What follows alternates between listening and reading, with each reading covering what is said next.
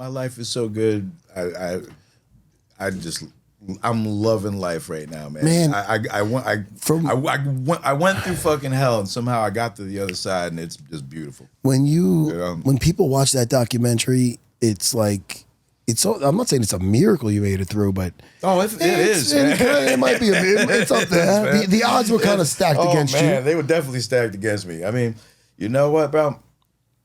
I'm just at the end of it all, man. I am just so fucking grateful. You know, because I got an amazing life. I still have my health. I'm 58 years old. You're 58. Look at you. That's jiu-jitsu. I'm 58, and I feel like honestly I'm on top of my game. I don't feel like I'm starting to decline. I feel like, dude, I'm physically up to speed with any place I was in my life. I'm in as good shape, but I'm mentally sharper than I ever was, and I'm not like all fucked up. You know, whatever injuries that I have from training and old age, bro, I've been injured my whole fucking life. Yeah. You know, I've always had injuries, so that's nothing new. Yeah, I've got a little this, a little that, whatever. Big fucking deal. I'm in better shape physically, mentally. Bro, you're not getting shit 58. I feel 28. You're not getting shit branded on your chest no more. No, I'm not. You know, I'm not doing a lot of stupid shit anymore. You know, life is fucking awesome. You know, how did you get off that shit you were on? See, me, I was so lucky that I met my two pizzeria bosses at 17. They were 36 when I was 17. I became very close with them. I'm close. Louis passed away last year, and Nicky Castiello's still around. And they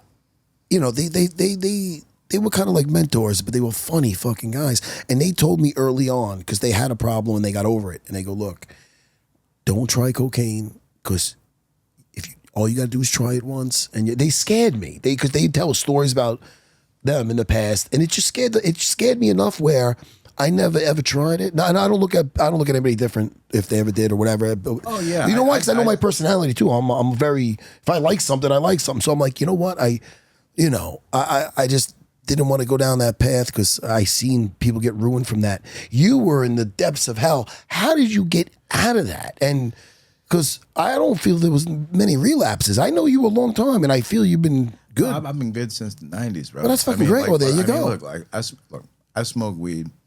I will microdose on mushrooms from time to time. I'm afraid of psychedelics. I was too, but the only reason I started with that is because I heard a lot of things about people with PTSD working, like trying microdosing. No, I'm not shitting on it. Well, that's actually what made me start doing the research, because I was afraid of any kind of.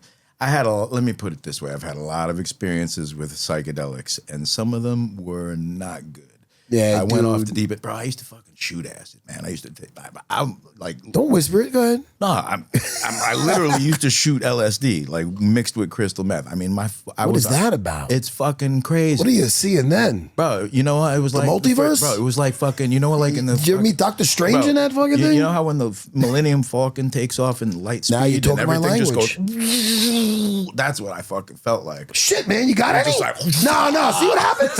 You don't want to do it. No, but look, so. You want to know how the fuck I got off that? Yes. I found the purpose. I found a purpose that was more important than destroying myself. And I think that's just, Well, don't leave us hanging. No, what's the purpose? I'm not you building up to it? Like a girlfriend of mine, may she rest in peace, had contracted HIV. Holy shit. Yeah. And she had gotten pregnant. And she had a daughter. And I found this out when I was in California in the depths of my drug use, that this chick was HIV positive and was about to give birth. And then she tells me there's a possibility that it's your kid. All right. So the first thing I did was I went and I got the immediate test result. Okay, that was my next. I was going to ask. That was the first thing I did. And for many years after, actually every time I do get a blood test, I still get the AIDS test just because. But this was back in the 90s, so I've been in the clear. I ain't worried about that shit. But anyway, this was the impetus, was when I realized that there was a child that might possibly be mine, and that the mother was fucking most likely going to die of this disease that she had, and had a serious drug problem. And that was when I said, you know what? I got to get my shit together and I got to go back to New York and sort out what the fuck is going on. And that got you, okay. That got me to get my I started jogging. I started working out to get my sweat, to get the sweat out. And I got up to like running. I started at like 5 miles. I was doing like 15 Did you have like the miles. withdrawals and Bro, shit? I had all that shit. And I was just smoking a ton of weed. And just like, you know, I'd pop a few pills if I had to take the edge off. And I just got myself the fuck off of that shit. Got back to New York. Found out that the kid wasn't actually mine, but the chick was dying. And I wound up actually taking care of the girl for the first like 3 years of her life. And I'm still actually very much involved with her life. I still treat her like Harley, she's like, come on. She's still like a daughter to me. And she's, you know, she's almost 30. And I still, wow. You know, I still take care of her. And I still, I speak to her almost every fucking week. That's great. So, man. you know, that was, again, I needed something to matter. And, and actually the truth is, you know, the drug use throughout the course of my life, it was a way for me to escape from my own pain and my own shit that had happened in my own life. It was like a way to kind of bury my head in the sand from the shit. But like, you know what? I talk about all this shit in the film and stuff. Growing up in the way I did, I was exposed to a lot of things at an early age.